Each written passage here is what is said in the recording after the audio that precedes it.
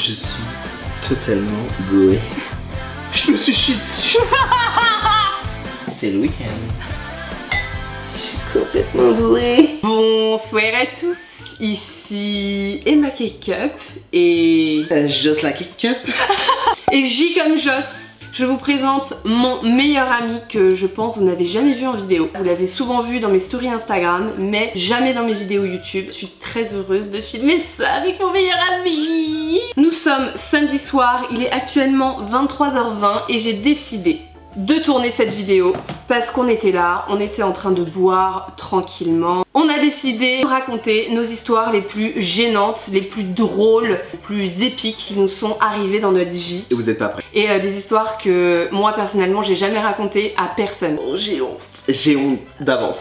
C'est parti, qui commence? Je commence. Ok. Ça va me mettre dans l'ambiance. Je vais vous raconter une histoire que je pense que vous avez vue un peu dans mes lives, enfin que vous avez écouté dans mes lives. Putain, le rosé breton. C'était il y a 2 ans, 3 ans. Je sortais avec mon ex, un autre garçon autre que Vlad, bien entendu. Cet ex était d'origine marocaine. J'adore cette histoire, j'adore cette histoire. À 2 mois de relation, on décide d'aller à Marrakech. Moi, je suis jamais allée à Marrakech de ma vie. Lui, il était marocain, il venait d'Essaouira, mais il connaissait Marrakech et tout. Et il m'a dit, moi j'ai de la famille là-bas, ça peut être sympa, on y va 4 jours, c'est l'hiver. Ni une ni deux, on y va, on prend l'avion, on prend un hôtel de ouf, le Royal Mansour, meilleur hôtel de toute ma vie que j'ai fait. Bref, voilà, hôtel de malade. C'est le début de notre relation, quoi. Donc bon, on pète pas devant l'autre, on ne rote pas, on ne fait pas la base. Caca à la porte ouverte. Tout se passe bien, on arrive, il fait un peu chaud et tout, l'hôtel de malade, un riad avec une piscine, enfin bref, le truc de ouf quoi. Donc c'était le 2e jour, on était là, hein. Un matin, on se lève, on déjeune sur notre rooftop riad et je me mets dans le lit et je sais pas, en fait je me sentais un peu barbouillée, tu vois, je me sentais pas au top de ma forme. Alors que bon, moi c'est pas du tout mon style, je vais en vacances, je vais à Marrakech, on y reste 4 jours, clairement je veux visiter un max de trucs quoi. Les heures passent et je sens que en fait ça va de moins en moins bien et d'un coup, genre vers 11h du mat, très important l'horaire, là en mode là, maintenant je vais vomir. Genre là maintenant, tu sais quand tu sens, genre c'est là et que ça va te sortir d'une minute à l'autre, donc je me dirige aux toilettes, je commence à vomir, horrible. Que là. Ouais, que là pour l'instant. Et je vomis genre toute la journée. Épuisée. Je m'endors, je me réveille pour vomir. Genre je suis mais au bout de ma life. Voilà, c'était dans la soirée, on décide d'appeler un médecin au final. Le médecin arrive, il me fait une piqûre dans le cul pour arrêter les vomissements. Avant qu'il parte, il me dit, est-ce que vous avez la diarrhée ? Et je dis non du tout, je vomis juste. Je pense vraiment que j'ai fait une intoxication alimentaire, que j'ai mangé un truc, voilà. Et il me dit, vous êtes sûr, vous avez pas la diarrhée quoi ? Le mec m'a porté l'œil, hein. Le mec m'a porté l'œil parce que moi je me souviens, il m'a vraiment posé la question plusieurs fois. C'est qu'il savait qu'il y avait un truc qui allait arriver. Le mec se casse, 10 minutes après je vais revomir. Je me lève, et au moment où je me lève... Dans le lit. Dans le lit, hein, ouais. Tu te redresses. Je me redresse, je sais pas, genre je sens au niveau de mes fesses, enfin je sais pas, je sens qu'il y a un truc pas normal. Je me lève là du lit, je me retourne, et là je sens qu'il y a un truc qui me coule sur les jambes. Je me retourne. Et là je vois dans le lit que j'ai chié. Mais genre la coulante, genre de l'eau liquide marronasse qui pue sa mère. J'étais en train de chier par terre. Donc là, moi, paniquée, genre même pas genre je me chie dessus. Genre je regarde mon ex comme ça, genre horrifié. Genre je le regarde mais genre les yeux, ça horrifié. Et là mon ex me regarde et il explose de rire. Moi je suis là debout, je sais pas quoi faire, je vais direct aux toilettes, immédiatement. La chance de ma vie dans les toilettes. En face il y avait un bidet. Donc je chie, je vomis en même temps. Ça sort, parler de trop. Oh. C'était, mais genre, la pire angoisse de... T'as 2 mois de relation. T'es censée être une princesse, tu pètes pas, tu vas pas aux chiottes. Voilà. Aussi honte de toute ma vie. Ah, ça sent la viande. Scandaleux ce gigot à l'ail là. Mon dieu. Ce qui est dingue, c'est que t'as quand même chié dans le lit alors qu'il était à côté. J'ai été constipée pendant des semaines, j'ai pas chié. Je te jure que c'est vrai. Je te jure que c'est vrai. 2 mois de relation. Alors imagine, au premier rendez-vous. Tu rencontres un mec sur internet. Sur papier, très bien, nickel. Plutôt sympa, plutôt pas trop con. Et là, le mec te fait un peu rêver. coucher de soleil, petit restaurant, petit verre en terrasse, t'es bien, t'es en confiance. J'étais jeune, hein. J'étais jeune, on dirait que t'as 70 ans, tu sais. J'en ai 30. Qu'est-ce que je fais, moi? Comme ça se passe bien, je le ramène chez moi. Là, on passe la meilleure soirée de ma vie entière. J'ai le droit de dire qu'on fait l'amour? Oui, tu as le droit de dire que... Alors, on fait l'amour, genre... dingue. On se couche en cuillère, ce que j'adore. Le matin, il se lève, il va prendre sa douche. Moi, je suis dans le lit, je me réveille un petit peu. Ça me gratte un petit peu. Au niveau de l'entrejambe. Au niveau du périmètre, là. J'en fais pas cas, voilà. Et là il sort de la douche, donc on ne se connaît pas, hein. On se connaît depuis 24 heures. Là le mec se pointe dans mon salon et me dit il y a un petit problème. Ouais. J'ai les morpions. À quel moment, à l'heure actuelle, on a des morpions? Est-ce qu'on est au Moyen-Âge? Ça fait vraiment genre coup de bite quoi. Rien que d'en parler là, ça me gratte. Mon premier réflexe c'est quoi? Bah c'est de soulever la couette. Bah ouais. Et là qu'est-ce que je vois? Parce qu'en fait on les voit à l'œil nu. Bah oui, parce que tes poils pubiens ils font pas, c'est pas des cheveux, tu vois. Et là, tu vois parce que tes cheveux, bah tu les vois pas, c'est sur ta tête. Là c'est... Ah bah mes cheveux je les vois pas, c'est sûr. Totalement chaud. Ça pousse. Ça pousse. Donc je soulève la couette, là je regarde et je vois en fait une masse grouillante dans mes fucking poils de tub. Mais ça peut genre se propager comme ça en une nuit genre autant. Bah écoute apparemment, hein. Alors je pense que lui était contaminé depuis des années. Hein, mais tu le voyais pas au rendez-vous genre se gratter la tête comme ça et... Bah non, enfin moi j'étais subjugué. Hein. J'ai dû me raser intégralement tout le bordel. Et t'as un spray à mettre, sauf que ce que je savais pas c'est que le spray il faut le mettre avant de te raser. Parce qu'en fait quand tu le mets après, ça te brûle. Donc j'ai les couilles qui ont triplé de volume. Des couilles de la taille d'un gobelet. Je sentais mon cœur battre dans mes couilles. Donc clairement le mec est parti en me disant écoute on se voit ce soir. Je lui ai dit oui bien sûr. J'ai bloqué le numéro, j'ai changé d'appartement. En vrai, qui est en voie de disparition. Sauvez les morpions, ne vous rasez plus la chatte. Je fais un petit enchaînement sur les IST, donc les infections sexuellement transmissibles. Mettez des préservatifs, c'est extrêmement important. Je sortais avec un garçon. Début de relation, toujours la même chose.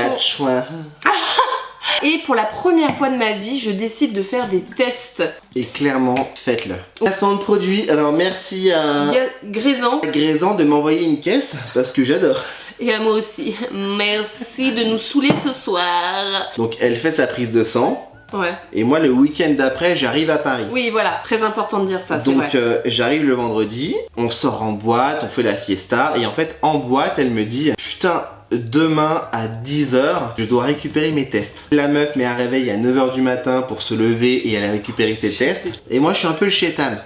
Je la fais clairement boire. Elle se lève la tête dans le cul. Mais de ouf. Moi je reste dans le lit genre sous la couette en mode vas-y lève-toi, casse-toi, va chercher tes tests. Laisse-moi dormir. Elle part de la maison, elle est encore sous de la veille. Ouais, exactement. Et là elle part récupérer les résultats. Je me retrouve avec les résultats en main, je regarde. Et là je vois que tout va bien, mais je vois quand même qu'il y a une anomalie au niveau des, attention, chlamydia. Pour ceux qui ne le savent pas, les chlamydia c'est une des maladies sexuellement transmissibles les plus en fait données et reçues. Et reçues. Et faut savoir que les chlamydia c'est vachement malsain parce que chez la femme en tout cas, tu peux avoir des symptômes mais souvent il n'y a aucun symptôme et malheureusement tu peux devenir stérile. Je crois que les chlamydia tu peux les avoir dans la bouche et au niveau du sexe. Je me dis faut que je fasse lire les résultats par un médecin immédiatement. Donc je regarde les médecins qui prennent sans rendez-vous et là je tombe sur un médecin, j'appelle, il me dit ah oui c'est sans rendez-vous, venez, par contre il y a de l'attente. Dans la salle d'attente j'étais quand même en train de penser et à me dire je sors avec un garçon, ça fait quand même quelques mois, c'est vrai qu'on n'a pas eu de rapport protégé au début mais maintenant plus trop vu que c'est posé, on est en couple et tout, et je suis là et je me dis putain. Erreur. J'envoie quand même des SMS à Jocelyn. Jocelyn me dit putain si t'as les chlamydia, il y a un médicament que tu prends en une fois et c'est bon, après t'as plus les chlamydia. Oui parce que j'ai eu des chlamydia. J'arrive devant le médecin, il lit mes tests, il me regarde et me dit oui vous avez les chlamydia. Ce n'est pas surprise. Surprise. Donc voilà, il y a un traitement à prendre. Monodose. monodose. C'est un traitement en une fois. Oui, sauf que là, lui me parle d'un traitement de 1 semaine. Je suis là et je lui dis ouais, mais le problème c'est que moi je suis en couple avec quelqu'un. Il me dit ah bah la personne doit aussi prendre le traitement pendant 1 semaine, il n'y a pas de souci. Faut que la personne par contre vienne me voir, que je lui prescrive un traitement aussi. Je dis non mais en fait c'est pas possible, je peux pas dire à la personne début de relation, bah écoute j'ai les chlamydia, voilà tu as un traitement d'1 semaine à prendre moi aussi, allez enjoy. On est d'accord que première relation tu chies dans le lit, deuxième relation t'arrives avec des chlamydia. Je suis pouilleuse. Alors je sais pas ce que Vlad il va avoir, mais clairement à tout moment il perd une jambe ou un bras. Je regarde le médecin et je lui dis non, vraiment ça va pas être possible, c'est un début de relation, là je peux pas. Et le mec me regarde en mode Bah les couilles. bah les couilles, je m'en bats les couilles de ta vie. Et je le regarde et je lui dis non mais je vous assure il y a un traitement monodose, on prend un cachet et c'est bon et c'est bon. Le mec me regarde et me dit non ça existe pas. Je lui dis si, je commence vraiment à insister, je suis assez, j'insiste lourdement. J'arrive à la pharmacie, le problème c'est que le mec me le prescrit pour une seule personne. Moi ce que je ne savais pas c'est que du coup donc Emma en arrivant à la pharmacie elle a dit à la meuf donc oui il me faudrait un comprimé pour mon conjoint. La meuf lui a dit sur l'ordonnance c'est que pour une personne mais si jamais le médecin nous demande pour 2 je peux modifier l'ordonnance mais si le médecin donne son aval du coup qu'est-ce qu'elle a fait? Elle a juste changé mon nom dans son téléphone. Exactement. Elle a changé mon prénom et elle a mis Gilles. Mais elle ne se rappelait pas du nom du docteur. Non, parce qu'il avait un nom genre couché dehors. Donc je dormais devant Cusco, hein. J'étais en gueule de bois, j'étais même pas réveillé. Quand je vois son nom, bah je décroche. Elle me dit juste, je passe la pharmacienne, tu es le médecin, fais en sorte que j'ai des comprimés pour mon ex. Et là clairement, vrai ami. Parce que n'importe qui t'aurait dit genre, va te faire reculer.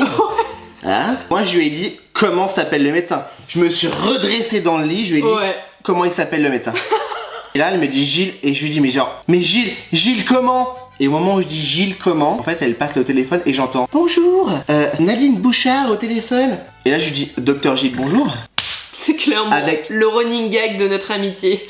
Docteur Gilles, bonjour. La meuf elle me parle, elle me dit oui docteur, voilà j'ai devant moi, je dis oui ma patiente, oui mademoiselle Emma, oui bien sûr pas de problème, oui elle est venue me voir, effectivement sur l'ordonnance, je n'ai pas pensé à mettre son conjoint mais effectivement il faut traiter les 2 personnes. Et là elle me dit bah oui parce que si on traite pas les 2 personnes en même temps, la maladie elle va pas forcément se guérir, écoutez donnez 2 boîtes. Et là elle me dit donc sur ordonnance j'ai le droit de changer et de mettre 2 boîtes. Et je dis bah oui bien sûr faites-le, je le fais de mon côté. Et là la meuf raccroche. Clairement maintenant tu es blacklisté sur toutes les pharmacies du monde.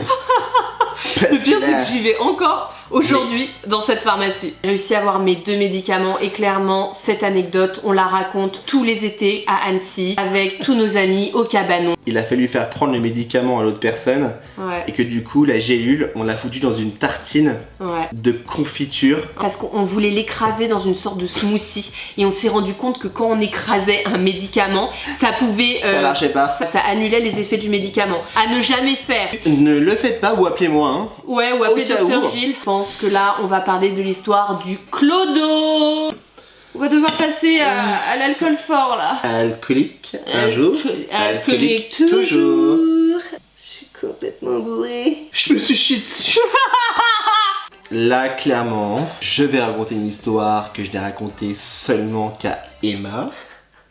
Parce que c'est la meuf à qui j'ai envoyé un message à 4h du matin totalement sous en lui racontant ce truc. Et le lendemain quand je m'en suis aperçu, je lui ai envoyé un message en lui disant que si jamais elle sortait cette histoire, je la pourrissais quoi. Je me souviens quand même à plusieurs soirées, je faisais quand même des vannes sur les clodos et je te regardais et toi t'étais là en mode... Parce qu'en fait donc tout simplement un jeudi soir, traquenard. Jeudi soir c'est le week-end. C'est jeudi, c'est le week-end. À la base, on boit un verre avec des potes. Au final, ça s'enchaîne. Tu bois des verres, tu continues, tu vas au resto. Finalement, tu sors encore dans un bar, puis en boîte, ainsi de suite. Tous mes potes se cassent parce que demain, le vendredi, tout le monde travaille. Je rentre, mais seul. Il est 3h30 du matin. Je suis à Lyon et je remonte la rue principale de Lyon. Et à Lyon, l'été, dans la rue principale, il y a énormément de clochards. Je remonte la rue. Là, d'un coup, je croise un mec qui est genre assis. Il y avait une terrasse de bar en bois. La terrasse était fermée. Hein. Et le mec était assis. De loin, je me dis, oulala. Le mec il est grave canon. En fait j'étais juste super bourré et ce mec était pas super beau. C'était juste un clochard dégueu de ouf. Je commence à lui parler. Le mec forcément me répond etc. Moi dans ma tête je me dis c'est l'homme de ma vie. Genre, je suis amoureux. Le problème, c'est que du coup, gros coup de cœur pour ce mec. Là, je lui dis, je commence à le baratiner en mode non mais viens chez moi à la maison, ça va être cool. Tu peux rester chez moi Tu peux rester chez moi plusieurs jours et tout. Et là, le mec me dit ouais, moi je fais le tour de France avec mon chien. Je fais genre what? Et là en fait je tourne ma tête et je vois qu'il a un chien, son gros sac à dos. Et là je comprends en fait que c'est un clochard. Ouais. Parce que avant ça j'avais pas compris que Ouais, c'était un tu pensais clochard. que c'était un mec comme toi. C'était un mec quoi. voilà comme moi qui rentrait de soirée. Là dans ma tête je me dis c'est pas grave, j'y vais. Truc de bourré. Je prends mon téléphone, je commande un chauffeur. Le chauffeur arrive et là le chauffeur il me dit mon pote c'est un clochard, il a un chien, je le prends pas et il se casse.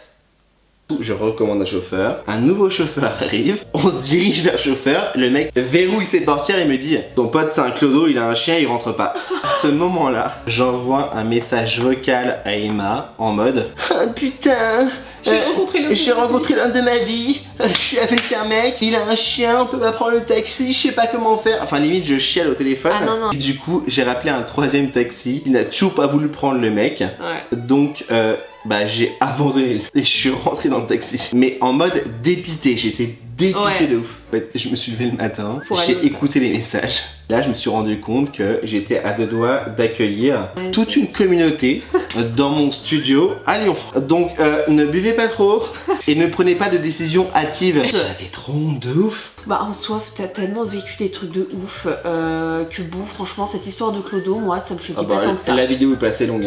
Hein. J'ai envie de dire que c'est la fin de cette vidéo. On a énormément d'anecdotes encore à raconter. De ouf. Là, je suis complètement cuite là, donc désolée pour nos yeux. On est genre. Donc n'hésitez pas à nous dire si vous voulez une version numéro 2 avec la suite des anecdotes. Pas nous dire dans les commentaires si vous voulez une autre vidéo avec Jocelyn. N'hésitez pas à le suivre sur Instagram, je vous mets son Insta juste là. Et on vous dit à bientôt pour une vidéo, j'espère un peu moins saoule.